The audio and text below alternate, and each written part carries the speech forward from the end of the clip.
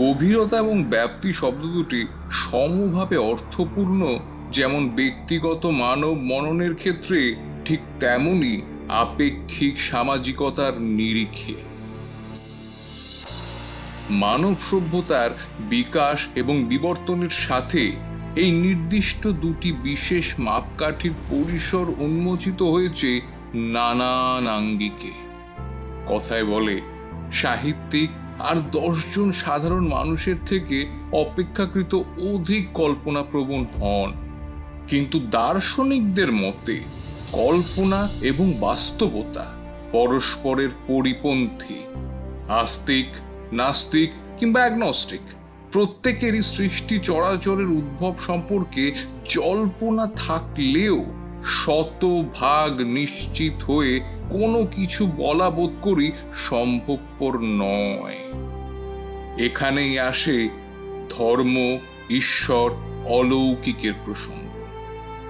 তন্ত্রকে সেক্ষেত্রে মোক্ষ লাভের একটি মার্গ বলে মনে করা হয়। কিন্তু সব তন্ত্র চর্চাকারীরাই কি শুধুমাত্র মোক্ষ লাভের নিমিত্ত সেই বর্তে অগ্রসর হন? ঈশ্বর এবং মানবের অন্তর্দ্বন্দ্বের উদাহরণ আমরা পূর্বেও মনসামঙ্গল কাব্যে দেখেছি। কে জয়ী, কেই বা পরাজয়ী, এবং জয়ীর জয়ের অস্ত্রই বা কি, সে কথা না হয় অন্যদিন হবে। শাস্ত্রে বলে, নিয়তি, ঈশ্বর, দেবতা এবং পূর্ব জন্মই তো মানব ঋদ্ধি নির্ধারণ করে। কিন্তু সেই ঈশ্বরকে কি বন্দিনী তথা স্বীয় অস্তিত্ব সম্পর্কে সম্পূর্ণ বিস্মৃত করা সম্ভব?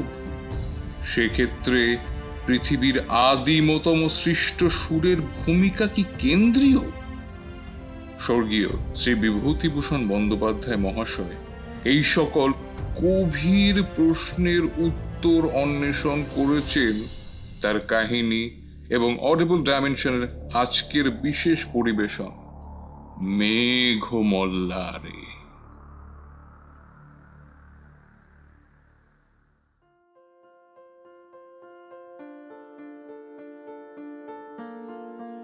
দশপারমিতার মন্দিরে সেদিন যখন সাপুরের খেলা দেখবার জন্য অনেক মেয়ে পুরুষ মন্দির প্রাঙ্গণে একত্র হয়েছিল, তারই মধ্যে প্রদ্যুম্ন প্রথম দেখেছিল লোকটাকে। সেদিন ছিল জ্যৈষ্ঠ মাসের সংক্রান্তি। চারপাশের গ্রাম থেকে মেয়েরা এসেছিল দশপারমিতার পুজো দিতে। সেই উপলক্ষে অনেক সাপুরে গায়ক বাজিকর মন্দিরে একত্র হয়েছিল। অনেক মালাকার নানান রকমের সুন্দর সুন্দর ফুলের গয়না গড়ে মেয়েদের কাছে বেচবার জন্য এনেছিল। একজন শ্রেষ্ঠী মগধ থেকে দামি রেশমি শাড়ি এনেছিল বেচবার জন্য। তারই দোকানে ছিল সেদিন মেয়েদের খুব ভিড়। প্রদ্যুম্ন শুনেছিল জ্যৈষ্ঠ সংক্রান্তির উৎসব উপলক্ষে পারমিতার মন্দিরে একজন বিখ্যাত গায়ক ও বীণাবাদক আসবেন। সে মন্দিরে গিয়েছিল তারই সন্ধানে, কিন্তু সমস্ত দিন খুঁজেও প্রদ্যুম্ন তাকে ভিড়ের মধ্যে থেকে বার করতে পারেনি।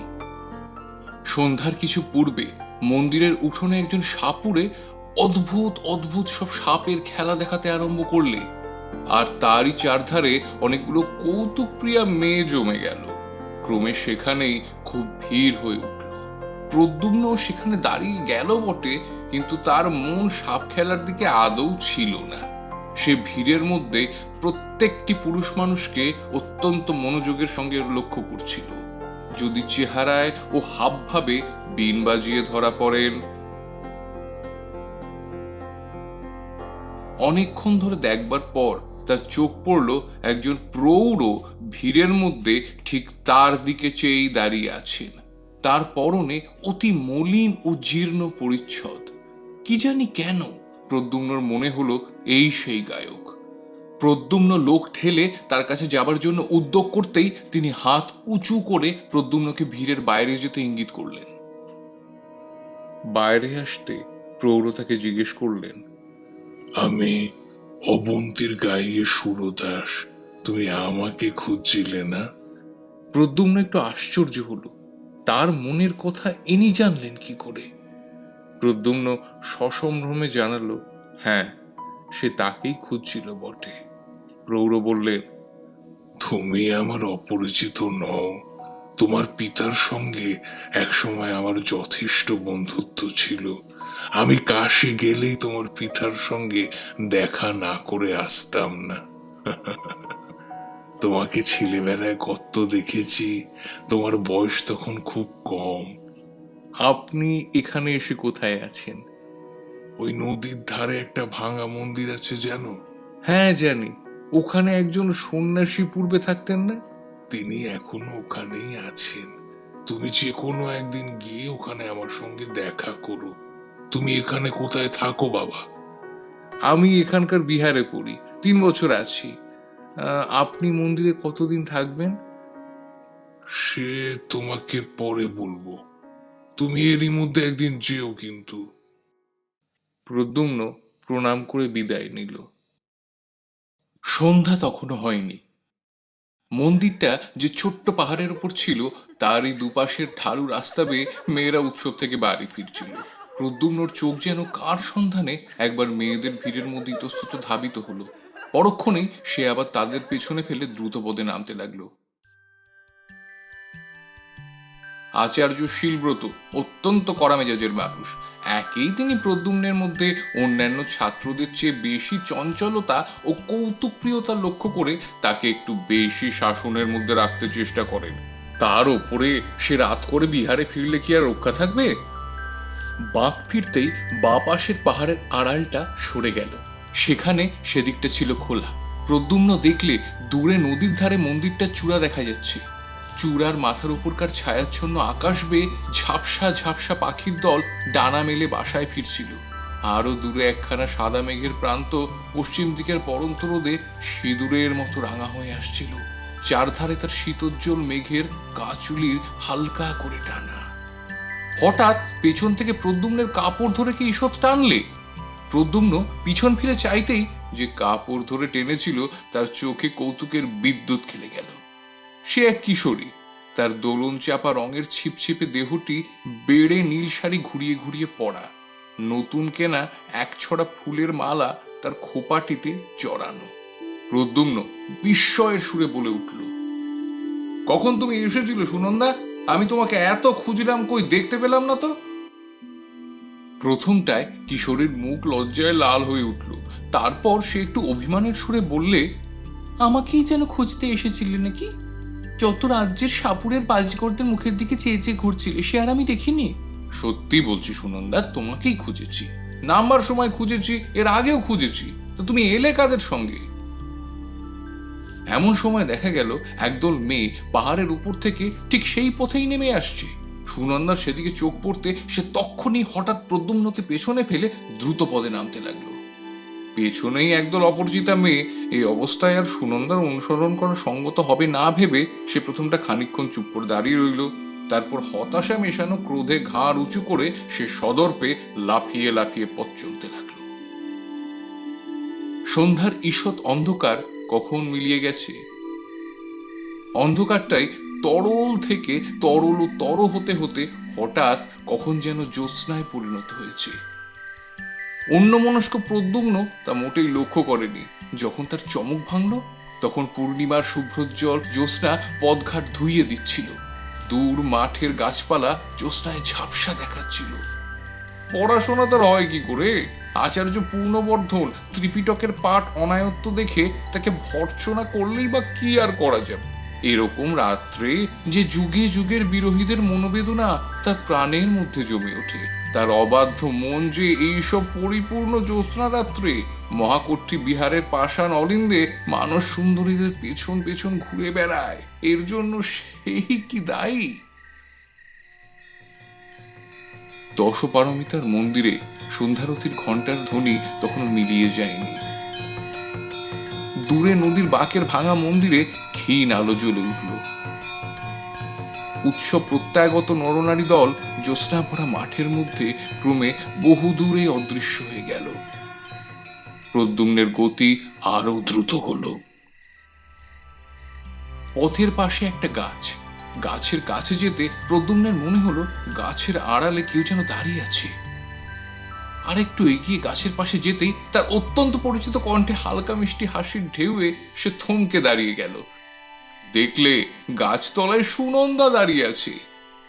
গাছের পাতার ফাঁক দিয়ে চিকচিকে জ্যোৎস্নার আলো পড়ে তার সর্বাঙ্গে আলো আধারের জাল বুনেছে। প্রদ্যুম্ন চাইতেই সুনন্দা ঘাড় দুলিয়ে বলে উঠল, আর একটু হলেই বেশ হতো, গাছের তলা দিয়ে চলে যেতে, অথচ আমাকে দেখতেই পেতে না।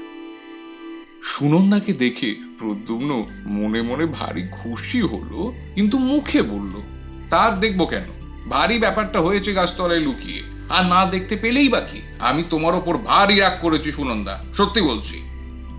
সুনন্দা বললে, দোষ করবেন নিজে, আবার রাগও করবেন নিজে। সেদিন কি কথা বলেছিলে মনে আছে? তা না, যত রাজ্যের সাপুরের বাজিকর, মাগো ওদের কাছে যাও কি করে? এমন ময়লা কাপড় পরে আমি ওদের ত্রিসীমানায় যাইনি। প্রদ্যুম্ন বললে, তুমি বড় মানুষের মেয়ে, তোমার কথাই আলাদা। কিন্তু কথাটা কি ছিল যেন বলছিলে? সুনন্দা বললে, যাও, আর মিথ্যে ভানের দরকার নেই। কি কথা মনে করে দেখো, সেদিন বললি না? প্রদ্যুম্ন একটু ভেবে বলে উঠল, ও বুঝতে পেরেছি, সেই বাঁশি। সুনন্দা অভিমানের সুরে বললে, ভেবে দেখো বলেছিলে কিনা? আমি সেই দুপুর বেলা থেকে এসে মন্দিরে বসে আছি। একে তো এলেন বেলা করে, তার উপর আবার যা। প্রদ্যুম্ন এবার হেসে উঠল, বললে, আচ্ছা সুনন্দা, যদি তুমি আমায় দেখতেই পেয়েছিল তো আমায় ডাকলে না কেন? সুনন্দা বললে, আমি কি একা ছিলাম নাকি? দুপুরবেলা আমি একা এসেছিলাম বটে, কিন্তু তখন তো আর তুমি আসোনি। তারপর আমাদের গায়ের মেয়েরা তো সব চলে এলো, কি করে ডাকবো? প্রদ্যুম্ন বললে, আচ্ছা ধরে নিলাম আমার দোষ হয়েছে, তবে তুমি যে বারবার সাপুরে আর বাজিকরদের কথা বলছো সুনন্দা, সাপুরে আর বাজিকরদের আমি খুঁজিনি। শুনেছিলাম অবন্তী থেকে একজন বড় বিনবাজি আসবে। তুমি তো জানো আমার অনেকদিন থেকে বিন শেখবার বড় ইচ্ছে, তাই তার সন্ধানে ঘুরছিলাম। এই জানো, তার দেখাও পেয়েছি। তিনি এখানকার নদীর ধারের দেউলে থাকেন। বাবা, ভালো কথা, তোমার বাবা কোথায়? সুনন্দা বললে, বাবা 3-4 দিন হলো কৌশাম্বী গিয়েছেন মহারাজের ডাকে। প্রদ্যুম্ন হঠাৎ উচ্চস্বর হেসে উঠলে, বললে, ও তাই? নইলে আমি ভাবছি এত রাত পর্যন্ত সুনন্দা কি। সুনন্দা তাড়াতাড়ি প্রদ্যুম্নের মুখে নিজের হাত দুটো চাপা দিয়ে লজ্জিত মুখে বলল, চুপ চুপ, তোমার কি একটু কাণ্ডজ্ঞান নেই? এক্ষুনি যেসব আরতি থেকে লোক ফিরবে। প্রদ্যুম্ন হাসি থামিয়ে বললে, এবার কিন্তু তোমার বাবা এলে বলে দেবো নিশ্চয়ই। সুনন্দা রাগের সুরে বললে, দিও বলে, এমনিতেও আমি মন্দিরে আরতি পর্যন্ত থাকি, তিনি জানেন। প্রদ্যুম্ন সুনন্দার সুগঠিত পুষ্পপেলব দক্ষিণ বাহুটি নিজের হাতের মধ্যে বেষ্টন করে নিলে, তারপর বললে, আচ্ছা থাকলো, বলে দেব না। চলো সুনন্দা, তোমায় বাঁশি শোনাই, ও আমার সঙ্গেই আছে। সত্যি বলছি, তোমায় শোনাবার জন্যই এনেছিলাম, তবে ওকে খুঁজছিলাম বিনাটা ভালো করে শিখবো বলে। নদীর ধারে এসে কিন্তু প্রদ্যুম্ন বড় নিরুৎসাহ হয়ে পড়ল। সে বাঁশি বাজালো বটে, কিন্তু সে যেন ভাষা ভাষা, সুরের সঙ্গে তাতে প্রাণের কোনো যোগ রইল না। তারা দুজনে নির্জনে আরো কতবার বসেছে প্রদ্যুম্নের বাঁশি শুনতে। সুনন্দা ভালোবাসতো বলে প্রদ্যুম্ন যখনই বিহার থেকে বাইরে আসতো বাঁশিটা সঙ্গে আনতো। প্রদ্যুম্নের বাঁশির অলস স্বপ্নময় সুরের মধ্যে দিয়ে কতদিন উভয়ের অজ্ঞাতের উদ্ভরা মধ্যাহ্ন দিয়ে সন্ধ্যার অন্ধকার নেমে এসেছে, কিন্তু দুজনে এক হলে প্রদ্যুম্নের এরকম নিরুৎসাহ ভাব তো সুনন্দা এর আগে কখনো লক্ষ্য করেনি। কি জানি কেন প্রদ্যুম্নের বারবার মনে আসছিল সেই জীর্ণ পরিচ্ছদ পরা অদ্ভুত দর্শন গায়ক সুরদাসের কথা। তাদের বিহারের কলাবিদ ভিক্ষু বসুব্রতের আঁকা চড়ার চিত্রের মতোই লোকটা কেমন কুশ্রী লোল চর্ম শীর্ণ দর্শন। পুরাতন পুঁথির ভূর্জপত্রের মতো ওর পরিচ্ছেদের কেমন একটা অপ্রীতিকর মেটে লাল রং। তার পরদিন সকালে প্রদ্যুম্ন নদীর ধারে ভাঙা মন্দিরে গেল। সেটার দেবমূর্তি বহুদিন অন্তর্হিত, সমস্ত গায়ে বড় বড় ফাটল, সাপখোপের বাস। নিকটবর্তী গ্রামবাসীরা সেদিকে বড় একটা কেউ আসতো না। একজন আজীবক সন্ন্যাসী আজ প্রায় 7-8 মাস হলো সেখানে বাস করছেন। তারই 2-4 জন অনুগত ভক্ত মাঝে মাঝে আসতো যেত বলে মন্দিরের পথ আজকাল অপেক্ষাকৃত ভালো আছে। অর্ধ অন্ধকার মন্দিরের মধ্যে প্রদ্যুম্নের সঙ্গে সুরদাসের সাক্ষাৎ হলো। সুরদাস প্রদ্যুম্নকে দেখে খুব আনন্দ প্রকাশ করলেন, তারপর বললেন, চলো বাইরে গিয়ে বসে, এখানে বড্ড অন্ধকার। বাইরে গিয়ে সুরদাস আলোতে প্রদ্যুম্নের মুখ ভালো করে দেখলেন, তারপর যেন আপন মনে বলতে লাগলেন, হবে, তোমার দ্বারাই হবে, আমি তা জানতাম। প্রদ্যুম্ন সুরদাসের মূর্তি দূর থেকে দেখে যে অস্বাচ্ছন্দ্য অনুভব করেছিল, তার নিকটে এসে কিন্তু প্রদ্যুম্নের সে ভাবটা কেটে গেল। সে লক্ষ্য করল সুরদাসের মুখশ্রী একটু কুদর্শন হলেও প্রতিভা ব্যঞ্জক। সুরদাস বললেন, আমি আজ ভাবছিলাম তুমি আসবে কিনা। হ্যাঁ, তোমার পিতা তো একজন প্রসিদ্ধ গায়ক ছিলেন, তা বাবা তুমি নিজে কিছু শিখেছো? প্রদ্যুম্ন লজ্জিত মুখে উত্তর দিল, ওই একটু আধটু বাঁশি বাজাতে পারি। সুরদাস উৎসাহের সুরে বললেন, হ্যাঁ, পারা তো উচিত। তোমার বাবাকে জানতো না এমন লোক এদেশে খুব কম আছে। প্রতি উৎসবেই কৌশাম্বী থেকে তোমার বাবার নিমন্ত্রণ পত্র আসতো। হ্যাঁ, আমি শুনেছি তুমি নাকি বাঁশিতে বেশ মেঘমল্লার আলাপ করতে পারো, তাই নাকি বাবা? প্রদ্যুম্ন বিনীতভাবে উত্তর দিল, বিশেষ যে কিছু জানি তা নয়, যা মনে আসে তাই বাজাই। তবে হ্যাঁ, মেঘমল্লার মাঝে মাঝে বাজিয়েছি। সুরদাস বললেন, কই দেখি তুমি কেমন শিখেছো? বাঁশি সবসময় প্রদ্যুম্নের কাছে থাকতো, কখন কোন সময় সুনন্দার সঙ্গে দেখা হয়ে পড়ে বলা তো যায় না। প্রদ্যুম্ন বাঁশি বাজাতে লাগলো। তার পিতা তাকে বাল্যকালে যত্ন করে রাগরাগিনী শেখাতেন। তাছাড়া সঙ্গীতে প্রদ্যুম্নের একটা স্বাভাবিক ক্ষমতাও ছিল। তার আলাপ অতি মধুর হলো। লতা পাতা ফুল ফলের মাঝখান বেয়ে উদার নীল আকাশ আর জ্যোৎস্না রাতের মর্ম ফেটে যে রসধারা বিশ্বে সবসময় ঝরে পড়ছে, তার বাঁশির গানে সে রস যেন মূর্ত হয়ে উঠল। সুরদাস বোধহয় এতটা আশা করেননি।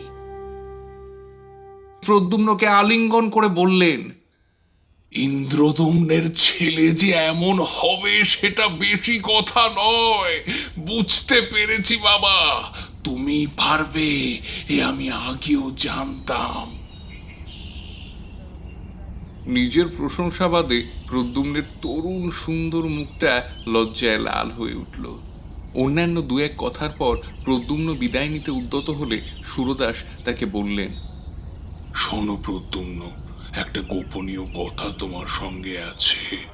তোমাকে এ কথা বলবো বলে পূর্বেও আমি তোমার খোঁজ করেছিলাম। তোমাকে পেয়ে খুব ভালোই হয়েছে। কথাটা তোমাকে বলি, কিন্তু তার আগে তোমাকে প্রতিজ্ঞা করতে হবে যে এই কথা তুমি কারুর কাছে প্রকাশ করবে না। প্রদ্যুম্ন অত্যন্ত বিস্মিত হল।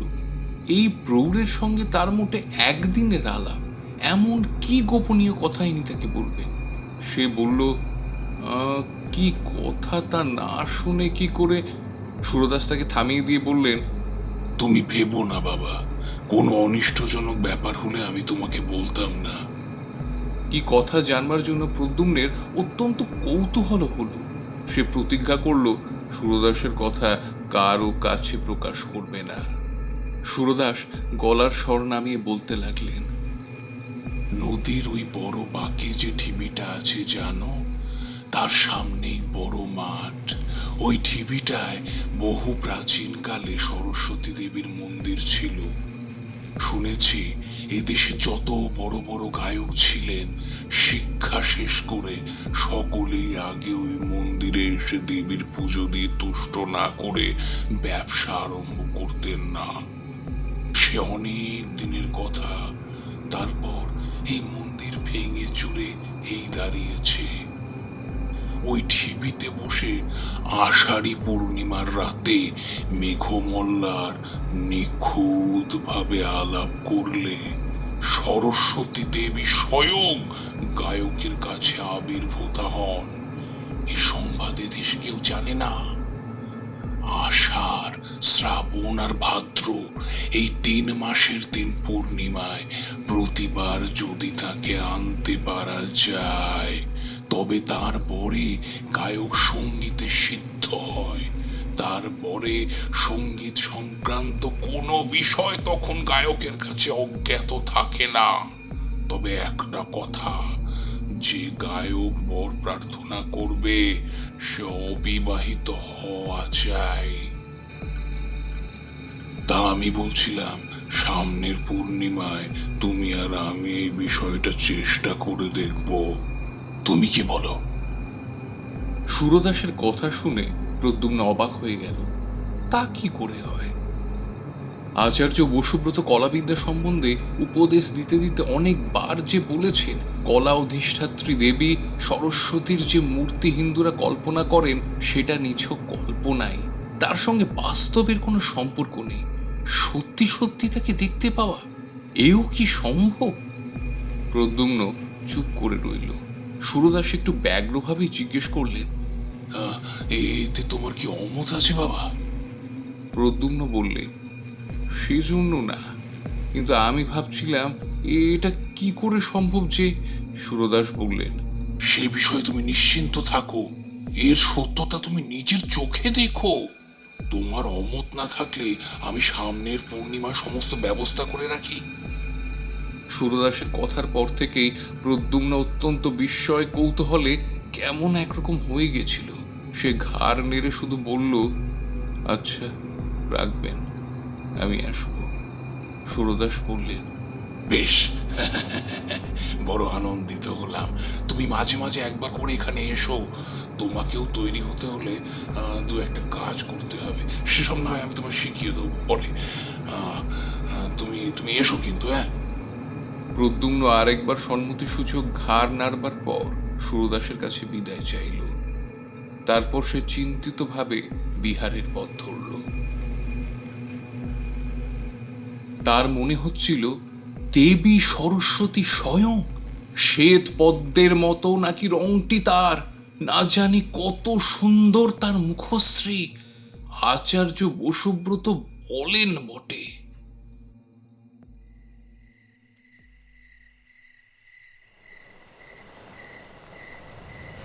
ভদ্রাবতী নদীর ধারে শাল পিয়াল তমাল বনে সেবার ঘন ঘোর বর্ষা নামল। সারা আকাশ জুড়ে কোন বিরোহিণী পুরসুন্দরীর অযত্ন বিন্যস্ত মেঘবরণ চুলের রাশ এলিয়ে দেওয়া। প্রাবৃত রজনীর ঘনান্ধকার তার প্রিয়হীন প্রাণের নিবিড় নির্জনতা। দূর বনের ঝোড়ো হাওয়ায় তার আকুল দীর্ঘশ্বাস। তারই প্রতীক্ষা শ্রান্ত আখি দুটির অশ্রুভারে ঝরঝর অবিশ্রান্ত বাড়ি বর্ষণ। মেঘ মেদুর আকাশের বুকে বিদ্যুৎ চমক তার হতাশ প্রাণে ক্ষণিক আশার মেঘদূত। আষাঢ়ী পূর্ণিমার রাতে প্রদ্যুম্ন সুরদাসের সঙ্গে নদীর ঘাটে গেল। তারা যখন সেখানে পৌঁছল তখন মেঘ নেমে সমস্ত আকাশ ছেয়ে ফেলেছে। চারিদিক তরল অন্ধকারে অস্পষ্ট দেখাচ্ছে। প্রদ্যুম্ন সুরদাসের কথা মতো নদী থেকে স্নান করে এসে বস্ত্র পরিবর্তন করল। সঙ্গীর ক্রিয়াকলাপে প্রদ্যুম্ন বুঝতে পারল তিনি একজন তান্ত্রিক। তাদের বিহারে একজন ভিক্ষু ছিলেন, তিনি যোগাচার্য পদ্মসম্ভবের শিষ্য।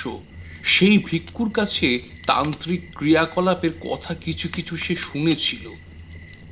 সুরদাস অনেকগুলো রক্তজবার মালা সঙ্গে করে এনেছিলেন।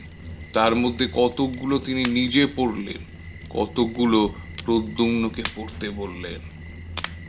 ছোট মরার মাথার খুলিতে তেল সলতে দিয়ে প্রদীপ জ্বাললেন। তার পুজোর আয়োজনে সাহায্য করতে করতে প্রদ্যুম্ন হাঁপিয়ে পড়ল। ব্যাপারটা শেষ পর্যন্ত কি দাঁড়ায় দেখবার জন্য তার মনে এতই কৌতূহল হচ্ছিল যে অন্ধকার রাতে একজন প্রায় অপরিচিত তান্ত্রিকের সঙ্গে একা থাকবার ভয়ের দিকটা তার একেবারেই চোখে পড়ল না। অনেক রাত্রে হোম শেষ হলো।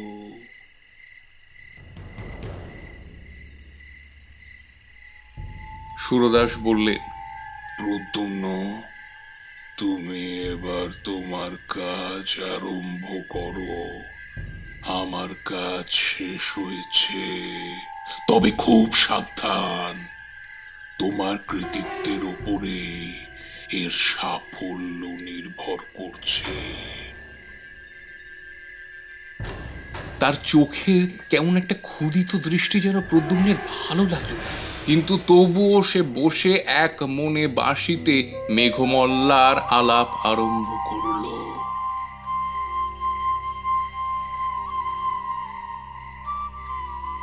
তখন আকাশ বাতাস নীরব। অন্ধকারে সামনের মাঠটায় কিচ্ছু দেখবার উপায় নেই। শালবনের ডালপাতার বাতাস লেগে একরকম অস্পষ্ট শব্দ হচ্ছে। বড় মাঠের পারে শালবনের কাছে দিক ও চক্র বালের ধারে নৈশ প্রকৃতি পৃথিবীর বুকের অন্ধকারে শস্পসজ্জায় তার অঞ্চল বিছিয়েছে। শুধু বিশ্রাম ছিল না ভদ্রাবতীর, সে কোন অনন্তের সঙ্গে নিজেকে মিশিয়ে দেবার আকুল আগ্রহে একটানা বয়ে চলেছে। মৃদু গুঞ্জনে আনন্দ সঙ্গীত গাইতে গাইতে, কুলে তাল দিতে দিতে। হঠাৎ সামনের মাঠটা থেকে সমস্ত অন্ধকার কেটে গিয়ে সারা মাঠটা তরল আলোকে প্লাবিত হয়ে গেল। প্রদ্যুম্ন সবিস্ময়ে দেখলে মাঠের মাঝখানে শত পূর্ণিমার জ্যোৎস্নার মতো অপূর্ব আলোর মণ্ডলে কে এক জ্যোৎস্নাবরণী অনিন্দ সুন্দরী মহিমাময়ী তরুণী। তার নিবিড় কৃষ্ণ কেশরাজি অযত্ন বিন্যস্ত ভাবে তার অপূর্ব গ্রীবাদেশের পাশ দিয়ে ছড়িয়ে পড়েছে। তার আয়ত নয়নের দীর্ঘ কৃষ্ণপক্ষ কোন স্বর্গীয় শিল্পীর তুলি দিয়ে আঁকা। তার তুষার ধবল বাহুবল্লী দিব্য পুষ্পাবরণে মণ্ডিত। তার ক্ষীণ কোটি নীল বসনের মধ্যে অর্ধ লুক্কায়িত মণিমেখলায় দীপ্তমান। তার রক্ত কমলের মতো পা দুটিকে বুকে পেতে নেবার জন্যে মাটিতে বাসন্তী পুষ্পের দল ফুটে উঠেছে। হ্যাঁ, এই তো দেবী বাণী। এর বীণার মঙ্গল ঝংকারে দেশে দেশে শিল্পীদের সৌন্দর্য তৃষ্ণা সৃষ্টিমুখী হয়ে উঠেছে। এর আশীর্বাদে দিকে দিকে সত্যের প্রাণ প্রতিষ্ঠা হচ্ছে। এরই প্রাণের ভাণ্ডারে বিশ্বের সৌন্দর্য সম্ভার নিত্য অফুরন্ত রয়েছে। শাশ্বত এর মহিমা, অক্ষয়ের দান, চির নূতনের বাণী।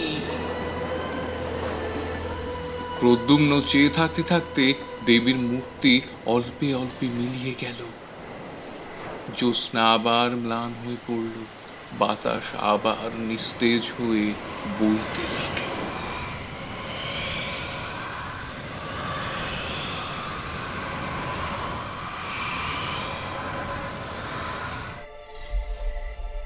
অনেকক্ষণ প্রদ্যুম্নের কেমন একটা মোহের ভাব দূর হলো না। সে যা দেখলো, এ স্বপ্ন না সত্যি। অবশেষে সুরদাসের কথায় তার চমক ভাঙল।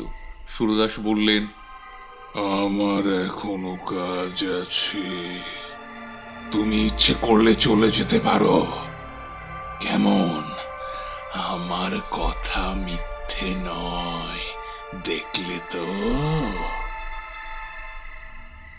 সুরদাসের কথা কেমন অসংলগ্ন বোধ হতে লাগলো। তার মুখের দিকে তাকিয়ে প্রদ্যুম্ন দেখলো তার চোখ দুটো যেন অর্ধ অন্ধকারের মধ্যেও জ্বলজ্বল করছে। তার কাছ থেকে বিদায় নিয়ে সে যখন বিহারের দিকে রওনা হলো, পূর্ণিমার চাঁদকে তখন মেঘে প্রায় ঢেকে ফেলেছে।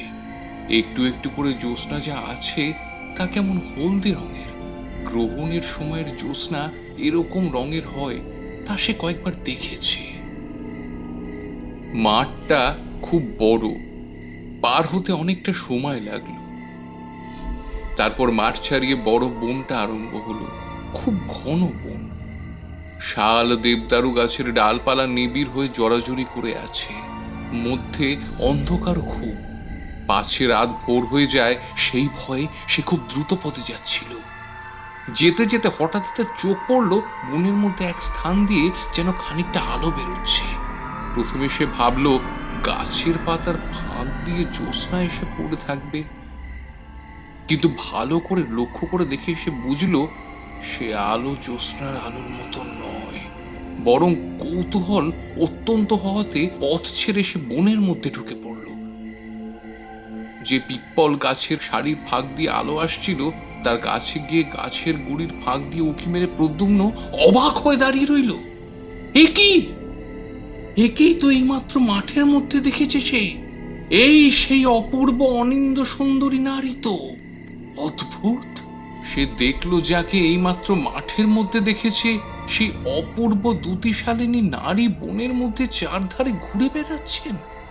জোনাকি পোকার হুল থেকে যেমন আলো বের হয় তার সমস্ত অঙ্গ দিয়ে তেমনই একরকম স্নিগ্ধ জল আলো বেরোচ্ছে। অনেক দূর পর্যন্ত বন সে আলোয় উজ্জ্বল হয়ে উঠেছে। আর একটু কাছে গিয়ে সে লক্ষ্য করল তার আয়ত চক্ষু দুটি অর্ধনিমিলিত, যেন কেমন নেশার ঘোরে তিনি চারপাশে হাতড়ে পার হবার পথ খুঁজে বেড়াচ্ছে। কিন্তু তা না পেয়ে পিপ্পল গাছগুলোর চারধারে চক্রাকারে ঘুরছেন, তার মুখশ্রীও অত্যন্ত বিপন্নের মতো। প্রদ্যুম্নের হঠাৎ বড় ভয় হলো। সে ভাবল মঠে সরস্বতী দেবীর দর্শন থেকে আর এ পর্যন্ত সমস্ত ঘটনাটা আগাগোড়া ভৌতিক। এই নিশীথ রাত্রে শালের বনে নইলে কি কাণ্ড! সে আর মোটেই সেখানে দাঁড়ালো না। বন থেকে বার হয়ে দ্রুত হাঁটতে হাঁটতে যখন সে বিহারের উদ্যানে এসে পৌঁছলো, ম্লান চাঁদ তখন কুমার শ্রেণীর পাহাড়ের পেছনে অস্ত যাচ্ছে। ভোর রাতে শয্যায় ঘুমিয়ে পড়ে সে স্বপ্ন দেখল ভদ্রাবতীর গভীর কালো জলের তলায় রাতের অন্ধকারে কে এক দেবী পথ হারিয়ে ফেলেছেন। তিনি যতই ওপরে উঠে আসবার চেষ্টা করছেন জলের ঢেউ তাকে ততই বাধা দিচ্ছে। নদীর জলে তার অঙ্গের জ্যোতি ততই নিভে আসছে, অন্ধকার ততই তার চারপাশে গাঢ় হয়ে আসছে। নদীর মাছগুলো তার কোমল পা দুখানি ঠুকরে রক্তাক্ত করে দিচ্ছে। ব্যথিত দেহা বিপন্না বেপথুমতী দেবীর দুঃখ দেখে একটা বড় মাছ দাঁত বার করে হিংস্র হাসি হাসছে। মাছটার মুখ গায়ক সুরদাসের মতো। প্রদ্যুম্ন ভোরে উঠেই আচার্য পূর্ণবর্ধনের কাছে গিয়ে সুরদাসের সঙ্গে প্রথম দেখার দিন থেকে গত রাত্রি পর্যন্ত সমস্ত ব্যাপারটা খুলে বলল। আচার্য পূর্ণবর্ধন বৌদ্ধ দর্শনের অধ্যাপক ছিলেন।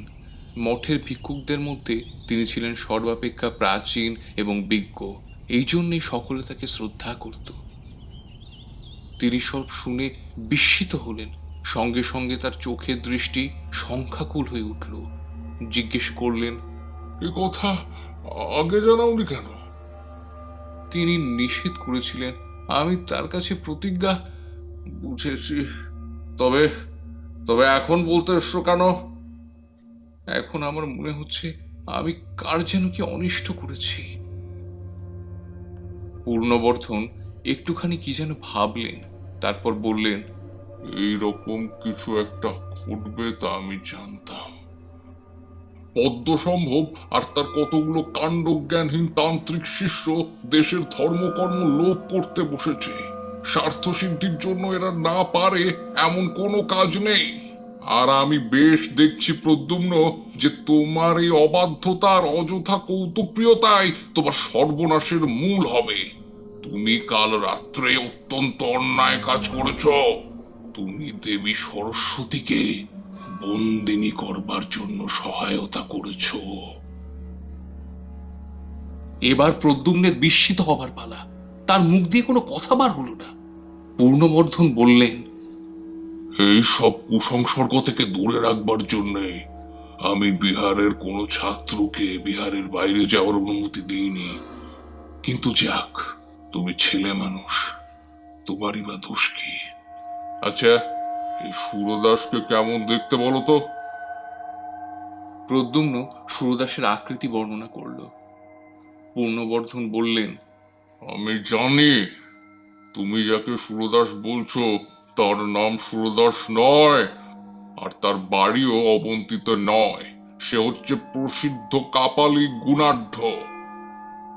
কার্যসিদ্ধির জন্য তোমার কাছে সে মিথ্যা নাম বলেছে। প্রদ্যুম্ন অধীরভাবে বলে উঠল, কিন্তু আপনি যে বলছেন।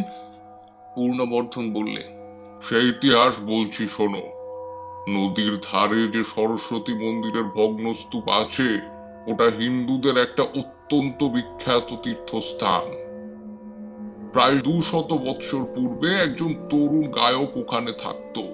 তখন মন্দিরের খুব সমৃদ্ধির অবস্থা ছিল না, কিন্তু প্রবাদেই যে ওই গায়কটা মেঘমল্লারে এমন সিদ্ধ ছিল যে আষাঢ়ী পূর্ণিমার রাতে তার আলাপে মুগ্ধ হয়ে দেবী সরস্বতী স্বয়ং তার কাছে আবির্ভূতা হতেন।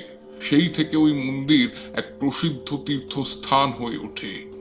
সেই গায়ক মারা যাওয়ার পরেও কিন্তু পূর্ণিমার রাতে কোনো সিদ্ধ গায়ক মল্লার আলাপ করলেই দেবী যেন কোন টানে তার কাছে এসে পড়েন।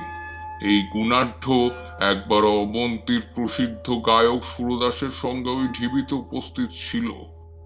সুরদাস মেঘমল্লার সিদ্ধ ছিলেন। তার গানে নাকি সরস্বতী দেবী তার সম্মুখে আবির্ভূতা হয়ে তাকে বর প্রার্থনা করতে বলেন।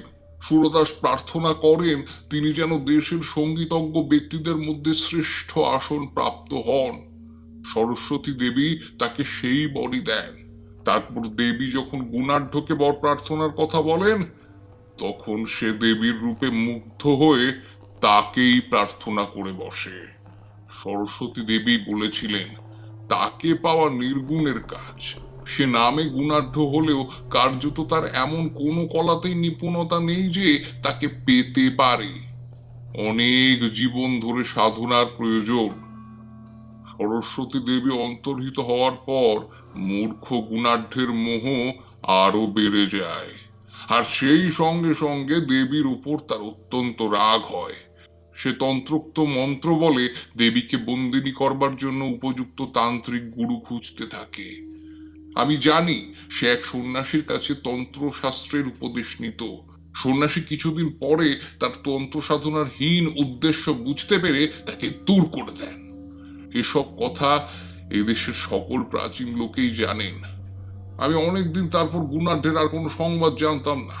ভেবেছিলাম সে দেশ থেকে চলে গেছে, কিন্তু এখন তোমার কথা শুনে আমার মনে হচ্ছে কাল রাত্রে সে বোধ করি কৃতকার্য হয়েছে। এতদিন ওই উদ্দেশ্যেই সে কোথাও তন্ত্র সাধনা করছিল।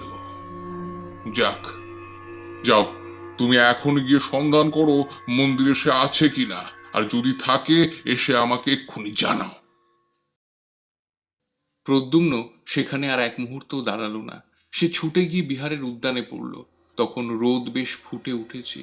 বিহারের পাঠার্থীদের সমবেত কণ্ঠের স্তোত্রগান তার কানে আসছিল।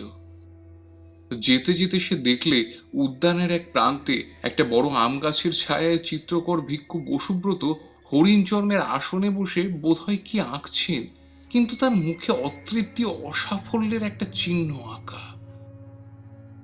প্রদ্যুম্ন যা ভয় করেছিল হলো ঠিক তাই। মন্দিরে গিয়ে সে দেখল সেখানে কেউ নেই।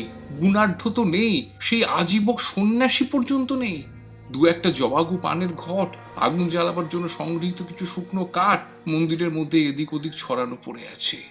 সেদিন গভীর রাত্রে প্রদ্যুম্ন কাউকে কিছু না বলে চুপি চুপি বিহার পরিত্যাগ করল। তারপর 1 বছর কেটে গেছে। বিহার পরিত্যাগ করবার পর প্রদ্যুম্ন একবার কেবল সুনন্দার সঙ্গে সাক্ষাৎ করে বলেছিল সে বিশেষ কোনো কাজে বিদেশে যাচ্ছে, শীঘ্রই ফিরে আসবে। সেই 1 বছর সে কাঞ্চি, উত্তর কোশল ও মগধের সমস্ত স্থান খুঁজেছে, কিন্তু কোথাও গুণাঢ্যের সন্ধান পায়নি। তবে বেড়াতে বেড়াতে কতকগুলি কৌতূহলজনক কথা তার কানে গিয়েছে। মগধের প্রসিদ্ধ ভাস্কর মিহিরগুপ্ত রাজার আদেশ মতো ভগবান তথাগতের মূর্তি তৈরি করতে আদিষ্ট হয়েছিলেন। 1 বছর পরিশ্রম করে তিনি যে মূর্তি গড়ে তুলেছেন তার মুখশ্রী এমনই রূঢ় ও ভাববিহীন হয়েছে যে তা বুদ্ধের মূর্তি কি মগধের দুর্দান্ত দস্যু দমনকের মূর্তি তা সে দেশের লোক ঠিক বুঝতে পারছে না। তক্ষশিলার বিখ্যাত দার্শনিক পণ্ডিত যমুনাচার্য মীমাংসা দর্শনের ভাষ্য প্রণয়ন করতে নিযুক্ত ছিলেন। হঠাৎ তার নাকি এমন দুর্দশা ঘটেছে যে তিনি আর সূত্রের অর্থ করে উঠতে না পেরে আবার বৈদিক ব্যাকরণের সুবন্ত প্রকরণ থেকে পড়তে আরম্ভ করেছে। মহাকট্টি বিহারের চিত্রবিদ্যা শিক্ষক ভিক্ষু বসুব্রত বুদ্ধ সুজাতা নামক তার চিত্রখানা বৎসরাবধি চেষ্টা করেও মনের মতো করে এঁকে উঠতে না পেরে শেষমেশ বিরক্ত হয়ে ওদিক একেবারে ছেড়ে দিয়ে সম্প্রতি নাকি শাকুন শাস্ত্রের চর্চায় অত্যন্ত উৎসাহ দেখাচ্ছেন। একদিন প্রদ্যুম্ন সন্ধান পেল উরুবিল্ল গ্রামের কাছে একটা নির্জন স্থানে একজন গোচ চিকিৎসক এসে বাস করছেন। তার চেহারার বর্ণনার সঙ্গে সুরদাসের আকৃতির অনেকটা মিল হলো। তখনই সে গ্রামে গিয়ে অনেককে জিজ্ঞেস করলো, কিন্তু গোচ চিকিৎসকের সন্ধান কেউ দিতে পারল না। সেদিন ঘুরতে ঘুরতে অবসন্ন অবস্থায় উরুবিল্ল গ্রামের প্রান্তের একটা বড় বটগাছের ছায়া এসে বসেছে। সন্ধ্যা তখনও নামেনি। ঝিরঝিরে বাতাসে গাছের পাতাগুলো নাচছে। পাশে মাঠে পাকা শস্যের শীষগুলো সোনার মতো চিকমিক করছে।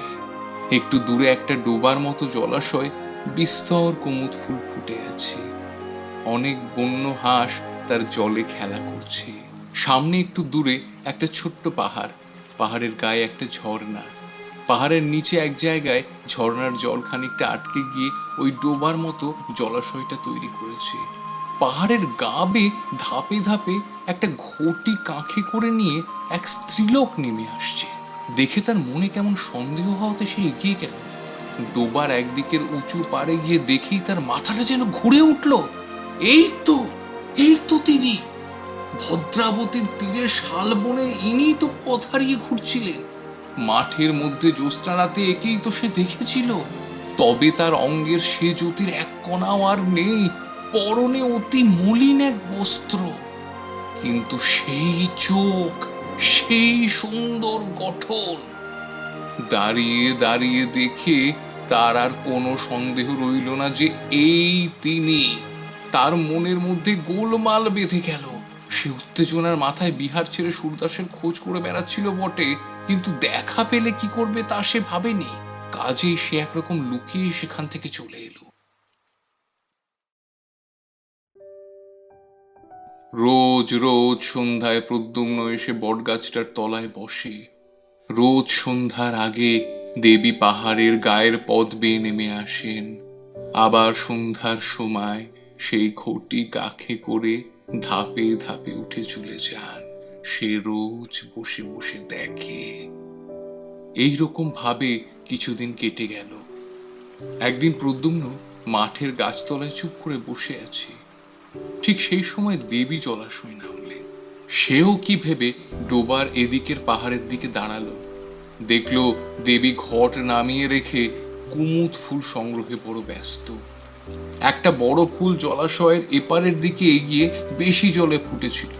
তিনি সেটা সংগ্রহের জন্য খানিকটা বৃথা চেষ্টা করবার পর চোখ তুলে অপর পারে প্রদ্যুম্নকে দেখতে পেয়ে হঠাৎ একটু অপ্রতিভের মতন হাসলেন। তারপর হাসি মুখে তার দিকে চেয়ে বললেন, ফুলটা আমায় তুলে দেবে? আপনি যদি একটা কাজ করেন। কি বলো?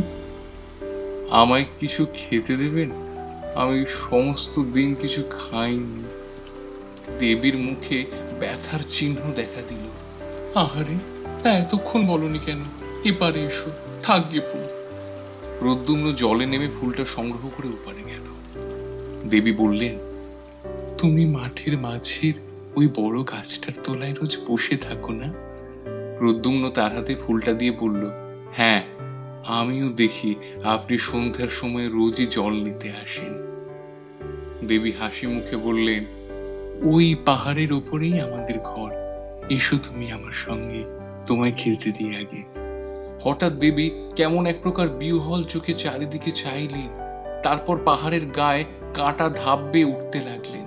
প্রদ্যুম্ন পিছনে পিছনে চলল। পাহাড়ের ওপরে উঠে গিয়ে একটা দূরে বুনো বাঁশঝাড়ের আড়ালে বেশ পরিষ্কার পরিচ্ছন্ন একটা ছোট্ট কুটির। দেবী বন্ধ দুয়ার খুলে ঘরের মধ্যে গিয়ে প্রদ্যুম্নকে বললেন, ঈশ্বর। প্রদ্যুম্ন দেখল কুটিরে কেউ নেই। জিজ্ঞেস করল, আপনি এখানে একা থাকেন? দেবী বললেন, না, এক সন্ন্যাসী আমায় এখানে সঙ্গে করে এনেছেন।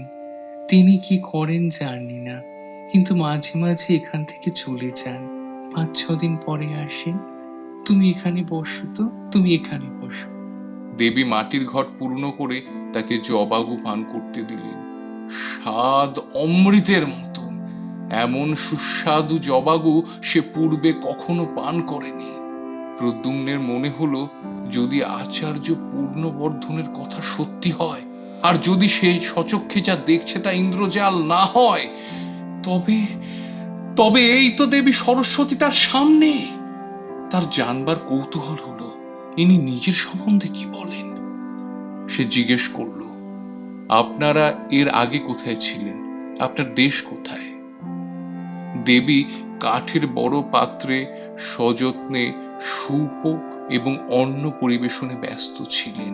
প্রশ্ন শুনে বিস্ময়পূর্ণ দৃষ্টিতে তিনি প্রদ্যুম্নের দিকে চেয়ে বললেন, আমার কথা বলছো? আমার দেশ কোথায় জানি না। আমি নাকি বিদিশার পথের ধারে একটা ভাঙা মন্দিরে অচেতন অবস্থায় পড়েছিলাম। সন্ন্যাসী আমাকে এখানে উঠিয়ে এনেছেন।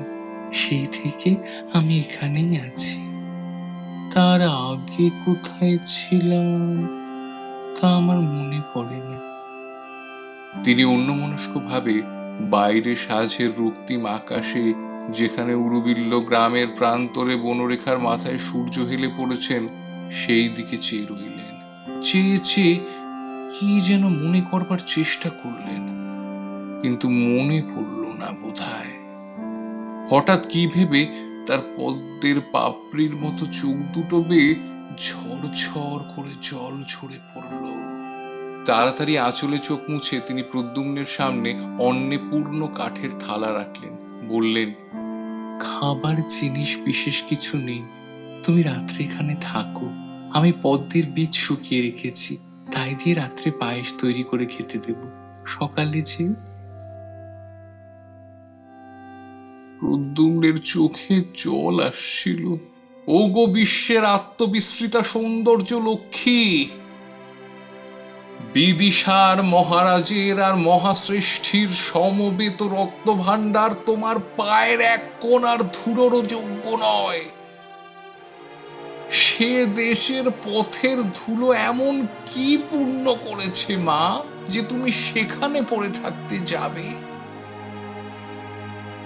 খাওয়া শেষ হলে প্রদ্যুম্ন বিদায় চাইল। দেবীর চোখে হতাশার দৃষ্টি ফুটে উঠল। বললেন, থাকো না কেন রাত্রে, আমি রাত্রে পায়েস রেঁধে দেব। প্রদ্যুম্ন জিজ্ঞেস করল, আপনার এখানে একা রাত্রে থাকতে ভয় করে না? খুব ভয় করে জানো তো। ওই বেতের বনে অন্ধকারে কি যেন নড়ে। ভয়, আমি দৌড় খুলতে পারি না, ঘুম হয় না, সমস্ত রাত বসেই থাকি। প্রদ্যুম্নের হাসি পেল। ভাবল, রাত্রিরে একা থাকতে ভয় করে বলে পায়েসের লোভ দেখিয়ে দেবী তাকে সঙ্গে রাখতে চায়। সে বলল, আচ্ছা, রাত্রি থাকবো। দেবীর মুখ আনন্দে উজ্জ্বল হল। সমস্ত রাত সে কুটিরের বাইরে খোলা হাওয়ায় বসে কাটাল। দেবীও কাছে বসে রইলেন। বললেন, এমন সুন্দর জ্যোৎস্না, কিন্তু আমি ভয় বাইরে আসতে পারি না, ঘরের মধ্যে বসে রাত কাটাই। দেবীর ব্যাপার দেখে প্রদ্যুম্ন অবাক হয়ে গেছিল। হলোই বা মন্ত্রশক্তি, এতটা আত্মবিস্মৃত হওয়া, এই যে তার কল্পনার বাইরের জিনিস। নানান গল্পে সমস্ত রাত কাটল। ভোর হতে সে বিদায় চাইল। দেবী বলে দিলেন, সন্ন্যাসী এলে একদিন আবার এসো, কেমন? সে সেই দিন থেকে প্রত্যেক রাত্রে সে দেবীর অলক্ষিতে পাহাড়ের নিচে বসে কুটিরের দিকে চেয়ে পাহারা রাখত। তার তরুণ বীর হৃদয় এক ভীরু নারীকে একা বনের মধ্যে ফেলে রাখার বিরুদ্ধে বিদ্রোহ তুলেছিল।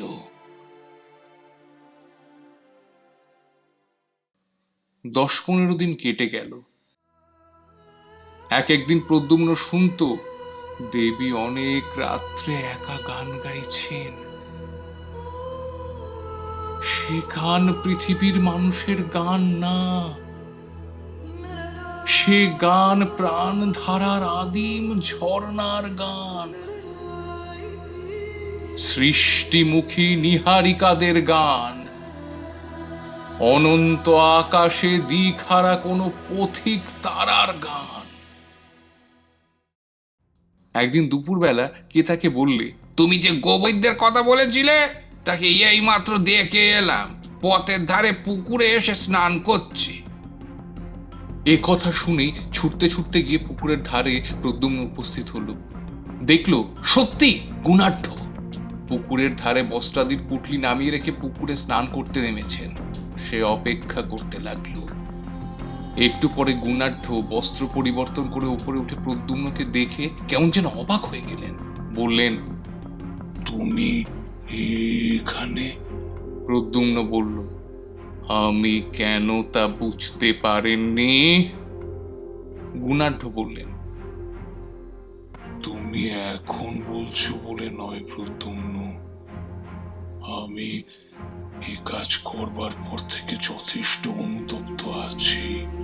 প্রতি রাত্রে ভয়ানক স্বপ্ন দেখি, কারা যেন বলছে তুই যে কাজ করেছিস এর শাস্তি অনন্ত নরক। আমি এই জন্যে আজ এক পক্ষের উপর আমার গুরু সেই আজীবক সন্ন্যাসীর কাছে গিয়েছিলাম। তারই কাছে বশীকরণ মন্ত্র আমি শিক্ষা করি।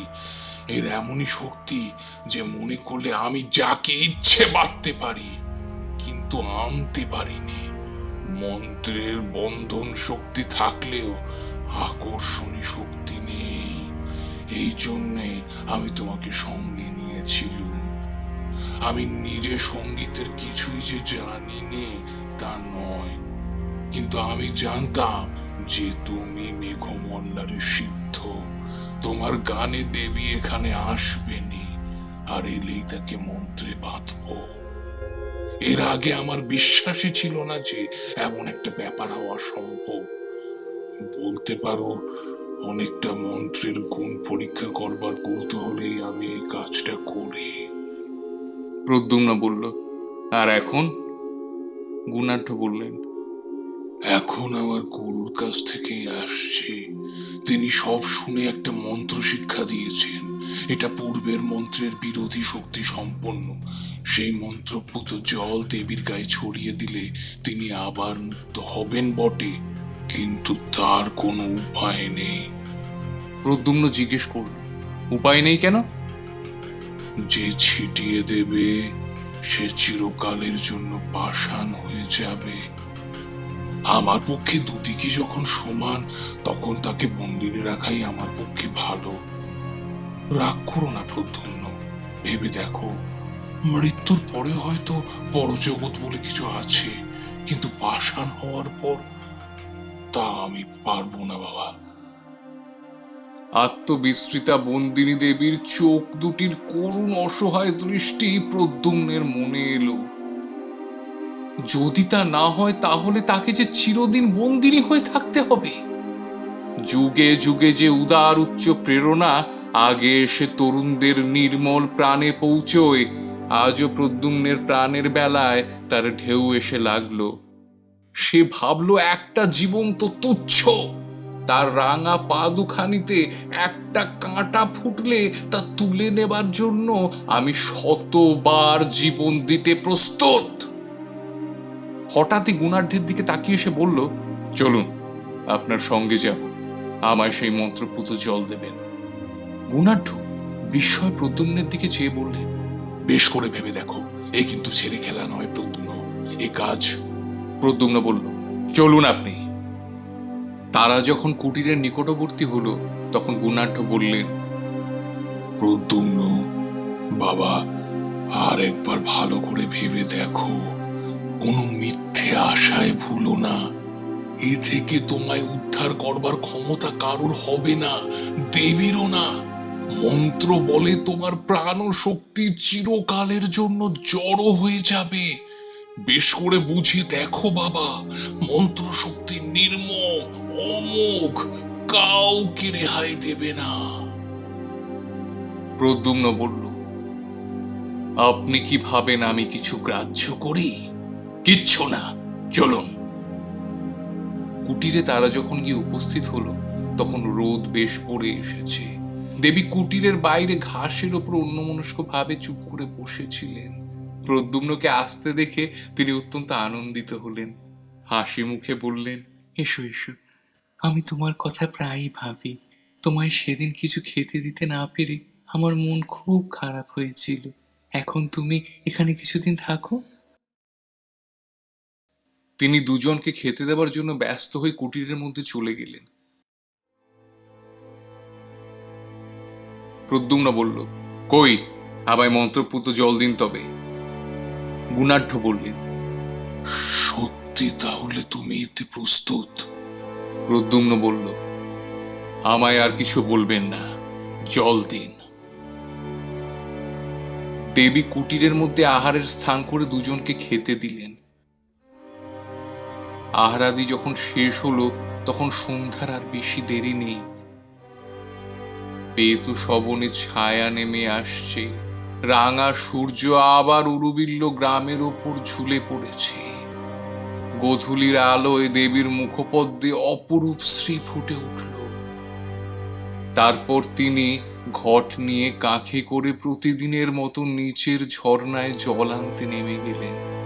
গুণাঢ্য বললেন, আমি এখান থেকে আগে চলে যাই, তারপর না হয় এই ঘটপূর্ণ জল দেবীর গায়ে ছিটিয়ে দিও। তার চোখ অশ্রুপূর্ণ হল। আবেগ ভরে তিনি প্রদ্যুম্নকে আলিঙ্গন করে বললেন, আমি কাপুরুষ বাবা, আমার সেই সাহস নেই, নইলে। তিনি কুটিরের মধ্যে তার দ্রব্যাদি সংগ্রহ করে নিলেন। তারপর সরু পথ বেয়ে বেদ বনের ধার দিয়ে পাহাড়ের অপর পারে চলে গেলেন। তারই নিচে একটু দূরে মগধ থেকে বিদিশা যাওয়ার রাজবর্ত। প্রদ্যুম্ন চারিদিকে চেয়ে বসে বসে ভাবল, ওই নীল আকাশের তলে 20 বৎসর আগে সে মায়ের কোলে জন্মেছিল। তার সেই মা বারাণসীতে তাদের গৃহটিতে বসে বাতায়ন পথে সন্ধ্যার আকাশের দিকে চেয়ে হয়তো প্রবাসী পুত্রের কথাই ভাবছে। মায়ের মুখখানি একবারটি শেষবারের জন্য দেখতে তার প্রাণ আকুল হয়ে উঠল। ওই পূর্ব আকাশের নবমীর চাঁদ কেমন উজ্জ্বল হয়েছে। মগধ যাবার রাজপথে গাছের সারির মাথায় একটা তারা ফুটে উঠল। বেদ বনের বেদ ডাঁটাগুলো তরল অন্ধকারে আর ভালো দেখা যায় না। প্রদ্যুম্নের চোখ হঠাৎ অশ্রুপূর্ণ হলো। সেই সময় সে দেখল দেবী জল নিয়ে পাহাড়ের গা বেয়ে উঠে আসছেন। মন্ত্রপুত জলপূর্ণ ঘট সে মাটিতে নামিয়ে রেখেছিল। দেবীকে আসতে দেখে সে তা হাতে তুলে নিল। দেবী কুটিরের সামনে এলেন। তার হাতে অনেকগুলো আধফোঁটা কুমুদ ফুল। প্রদ্যুম্নকে জিজ্ঞেস করলেন, সন্ন্যাসী কোথায়? প্রদ্যুম্ন বলল, তিনি আবার কোথায় চলে গেলেন, আজ আর আসবেন না। তারপর সে গিয়ে দেবীর পায়ের ধুলো নিয়ে তাকে প্রণাম করে বলল, মা, না জেনে তোমার ওপর অত্যন্ত অন্যায় আমি করেছিলাম। আজ তারই শাস্তি আমাকে নিতে হবে, কিন্তু আমি তার জন্য এতটুকু দুঃখিত নই। যতক্ষণ জ্ঞান লুপ্ত না হয়ে যায় ততক্ষণ এই ভেবে আমার সুখ যে বিশ্বের সৌন্দর্য লক্ষ্মীকে অন্যায় বাঁধন থেকে মুক্ত করার অধিকার আমি পেয়েছি।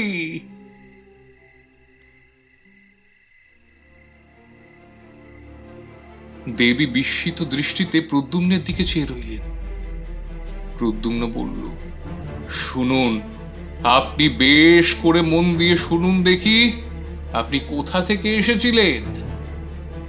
দেবী বললেন, কেন, আমি তো বিদিশার পথের ধারে। প্রদ্যুম্ন এক অঞ্জলি জল তার সর্বাঙ্গে ছিটিয়ে দিল। সদ্য নিদ্রোত্থিতার মতো দেবী যেন চমকে উঠলেন। প্রদ্যুম্ন দৃঢ় হস্তে আরেক অঞ্জলি জল দেবীর সর্বাঙ্গে ছড়িয়ে দিলেন। নিমেষের জন্য তার চোখের সামনে বাতাসে এক অপূর্ব সৌন্দর্যের স্নিগ্ধ প্রসন্ন হিল্লোল বয়ে গেল।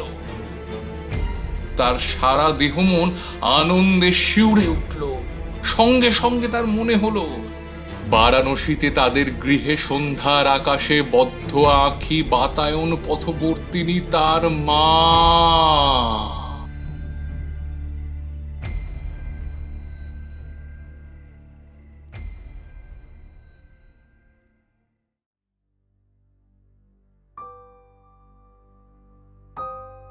কুমার শ্রেণীর বিহারে আচার্য শীলব্রতের কাছে একটি মেয়ে অল্প বয়সে দীক্ষা গ্রহণ করে। তার নাম সুনন্দা। সে হিরণ্যনগরের ধনবান শ্রেষ্ঠী সামন্ত দাসের মেয়ে। পিতামাতার অনেক অনুরোধ সত্ত্বেও মেয়েটি নাকি বিবাহ করতে সম্মত হয়নি। অত্যন্ত তরুণ বয়সে প্রবজ্জা গ্রহণ করায় সে বিহারের সকলের শ্রদ্ধার পাত্রী হয়ে উঠেছিল। সেখানে কিন্তু কারোর সঙ্গে সে তেমন মিশত না। সর্বদাই নিজের কাজে সময় কাটাতো আর সর্বদাই কেমন অন্যমনস্ক থাকত। জ্যোৎস্না রাত্রে বিহারের নির্জন পাষাণ অলিন্দে দাঁড়িয়ে দাঁড়িয়ে সে আপন মনে প্রায় কি ভাবত। মাঠের জ্যোৎস্না জাল কাটিয়ে অনেক রাতে কাউকে বিহারের দিকে আসতে দেখলে সে এক দৃষ্টে চেয়ে থাকত, যেন কতদিন আগে তার যে প্রিয় আবার আসবে বলে চলে গিয়েছিল, তারই আসবার দিন গুনে গুনে এ শ্রান্ত শান্ত ধীর পথ যাওয়া। প্রতি সকালে সে কার প্রতীক্ষায় উন্মুক্ত হয়ে রইত। সকাল কেটে গেলে ভাবত বিকালে আসবে, বিকাল কেটে গেলে ভাবত সন্ধ্যায় আসবে। দিনের পর দিন, মাসের পর মাস, এরকম কত সকাল কত সন্ধ্যা কেটে গেল, কিন্তু কেউ এলো না। তবুও মেয়েটি ভাবত আসবে আসবে, কাল আসবে। পাতার শব্দে চমকে উঠে চেয়ে দেখত, এতদিনে বুঝে এলো।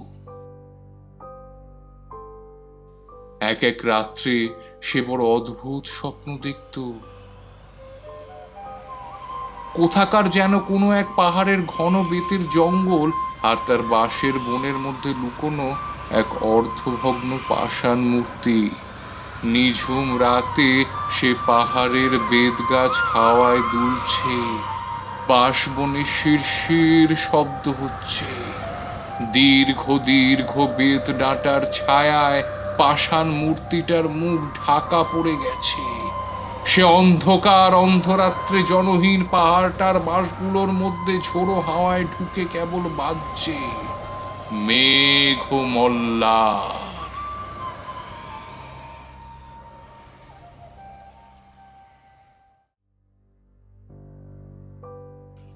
ভোরে উঠে রাতের স্বপ্ন ভেবে আশ্চর্য হয়ে যেত। কোথায় পাহাড়, কোথায় বেদবন, কার ভাঙা মূর্তি, কিসের এসব অর্থহীন দুঃস্বপ্ন।